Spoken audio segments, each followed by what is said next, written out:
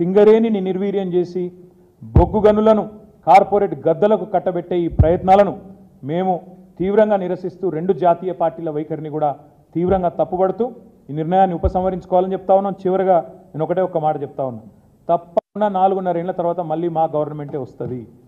మరి ఈరోజు ఎవరైనా తొందరపడి ప్రైవేటు వాళ్ళు వచ్చి ఆ బొగ్గు గనుల వేలాల్లో పాల్గొంటే వాళ్ళకి నేను ఇప్పుడే చెప్తా ఉన్నా, మమ్మల్ని తర్వాత తప్పు పట్టకండి. మళ్ళా మా ప్రభుత్వం 2028లో వస్తుంది. వచ్చిన తర్వాత తప్పకుండా ఈ నిర్ణయాన్ని 100% అడ్డుకట్ట వేస్తాము. ఇప్పుడు ఎవరైతే రేపటి రోజున వేలంపాటలో పాల్గొనబోతా ఉన్నారో వాళ్ళు ఇది గమనించుకోవాలని చెప్పి కూడా నేను విజ్ఞప్తి చేస్తా ఉన్నాను. ఎందుకంటే మమ్మల్ని తర్వాత నిందించకండి, అయ్యో మాకు తెలియదు, అది 30 ఏళ్ళు మేము తవ్వుకునే గని, మీరు వచ్చి ఇట్లా చేస్తే ఎట్లా, అట్లా చేస్తే ఎట్లా అని ఎవరన్నా అంటే తప్పు మాది కాదు. మేము ప్రధాన ప్రతిపక్షంగా తెలంగాణ ప్రజల పక్షాన, సింగరేణి కార్మికుల పక్షాన, సింగరేణి ప్రయోజనాల దృష్ట్యా మేము ఈ నిర్ణయాన్ని వ్యతిరేకిస్తున్నాం.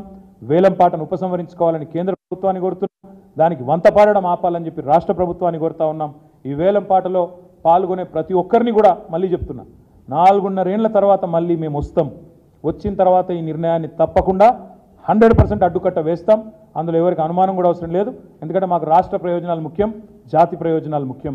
100% అడ్డుకట్ట వేస్తామనే మాట కూడా చెబుతూ ఈ వేలంపాట నుంచి, ఈ నిర్ణయం నుంచి కేంద్ర రాష్ట్ర ప్రభుత్వాలు ఉపసంహరించుకొని తప్పకుండా సింగరేణికి న్యాయం చేయాలని చెప్పి కూడా, అలాంటి డైరెక్ట్గా చేయాలని చెప్పి కూడా కోరుతూ మీ అందరికీ కూడా ధన్యవాదాలు.